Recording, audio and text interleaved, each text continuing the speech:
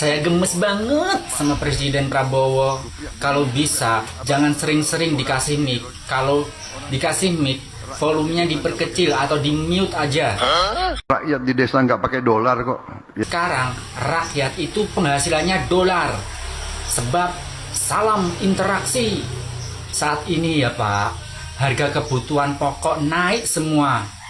Bahkan beli mendoan, tempenya setipis ATM.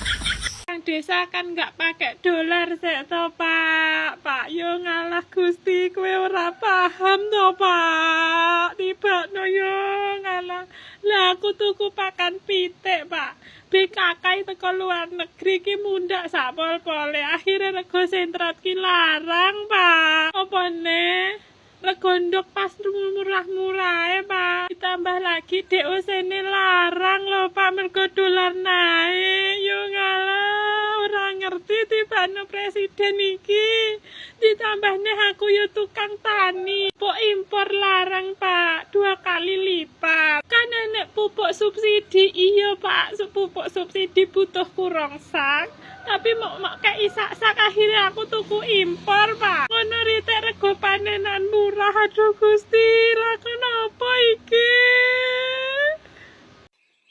Mas Prabowo, Mas, di mata kami kamu bukan presiden. Ya udahlah, akhiri aja masa presidenmu, turun aja. Gibran, turun aja kalian. Kalian nggak pantas, kurang pantas kalian jadi presiden. Nggak cinta masyarakat dengan kalian, dengan perilaku kalian seperti itu. Kamu dukung Israel. Kamu matikan masyarakat dengan pajak-pajak yang tertinggi. Fasilitas kerja untuk rakyat semakin tertutup. Ekonomi semakin lemah. Masyarakat terjepit. Saat ini kami nggak cinta dengan kamu. Turun aja, turun. Warga desa nggak pakai dolar juga kok ya belum tahu dia seleb kabupaten Facebook Pro ya gajinya dolar bos nggak tahu dia belum tahu dia seleb kabupaten YouTuber kabupaten AdSense dolar Facebook Pro dolar bayarnya bos boleh rumah di kampung tapi main kita dolar kata orang kampung nggak pakai dolar main Facebook Pro Pak. Guys, ngapain kalian marah-marah? Bapak Presiden itu benar. Orang desa itu nggak butuh dolar. Mereka itu juga nggak butuh namanya investasi properti, obligasi, saham, atau itulah itu nggak butuh semua. Yang penting mereka itu bisa makan. Udah, itu bener. Kenapa kalian marah-marah? Ya, tapi yang penting jangan lupa orang desa juga butuh bermimpi. Tapi kalau untuk makan aja sudah all in. Boro-boro mimpi, berani mimpi aja nggak berani mereka, ya. Jadi kalau mimpi saya ya, kalau bisa orang desa itu bukan cuma bisa makan, tapi juga bisa investasi properti, bisa pindah rumah ke kota Surabaya, di Citraland, di Grafamili, di Pakuan Indah, bisa golf view rumahnya. Itu mimpi saya Pak Presiden. Ya saya titip itu. Jadi bukan cuma buat makan. Nah. Kalau cuma buat makan, sudah all in. Dan juga jangan sampai kemiskinan itu berubah kalimat jadi kesederhanaan. Itu aja sih. Lagi-lagi Presiden Prabowo bikin pidato kontroversial. Yaitu orang desa tidak pakai dolar. Nah sekarang kita coba nih, kita kulik pakai akal sehat ya. Ini siapa yang tidak menggunakan akal ya? Jadi begini, hubungan antara orang desa dan dolar itu begini. Orang desa kan makan tempe juga ya. Dan tempe itu dibuat dari kedelai. Dan kapasitas produksi kita tidak cukup tuh untuk memenuhi kebutuhan tempe. Kita import kedelai dari luar negeri. Dan akhirnya kita bayar kedelai itu kan pakai dolar. Jadi kalau rupiah itu melemah dan dolar meningkat, maka harga kedelai jadi meningkat. Tempenya juga harganya jadi naik. Begitu logikanya. Itu baru tempe. Belum bensin. Memangnya bensinnya dari mana? Kita juga import dari luar, bayarnya pakai dolar. Jadi motor kita jalan dari desa ke kota untuk jual sayuran pakai bensin.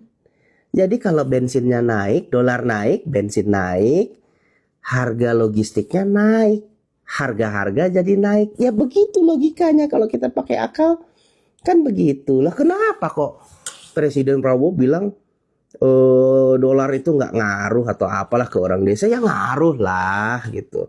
Kalau misalnya Presiden Prabowo mau bangun optimisme, bandingin dong pidatonya Habibie dulu ya, membangun optimisme untuk memperbaiki ya dolar yang tadinya kisaran 16.000 17.000 menjadi 6.500 dalam waktu singkat.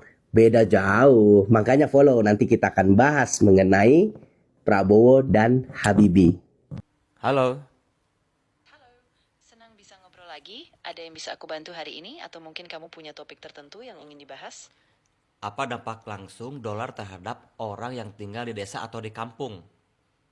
Nah, ini menarik. Sebenarnya dampak dolar terhadap orang yang tinggal di desa itu cenderung nggak langsung, tapi bisa lewat harga-harga barang impor, biaya hidup, atau kebijakan ekonomi nasional. Kalau dolar menguat, misalnya harga barang impor bisa naik, biaya kebutuhan pokok bisa terdampak, meskipun secara langsung mungkin orang di desa nggak terlibat dalam transaksi dolar. Jadi efeknya lebih ke harga dan daya beli. Oh, berarti kalau harga dan daya beli menurun, sama aja dong.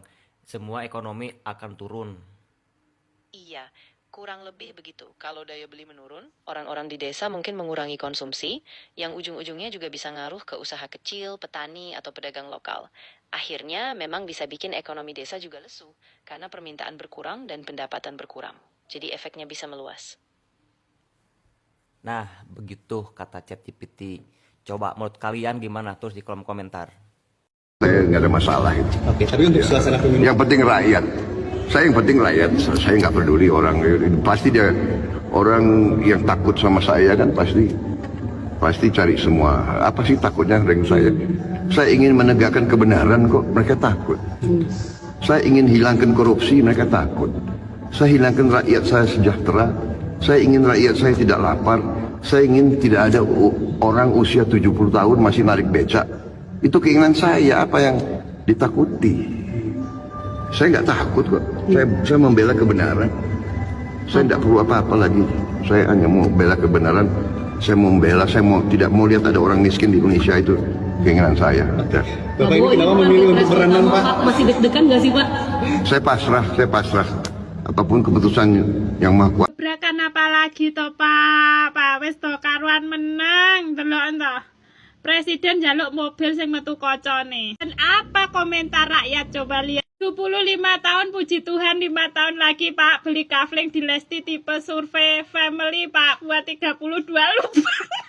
Ada lagi nih, ini dia stres apa saya ya yang stres? Komentar netizen ini jangan lucu-lucu. Saya coba desain yang hasilnya jadi begini sesuai dengan arahan, bagus juga kan Pak? Ada yang sedih nih, astagfirullahaladzim, ngelus dada tiap hari dengerin Bapak pidato ndak bermutu. Alah, sing getun nyoblos sampean ora mek gora aku tiba no Pak.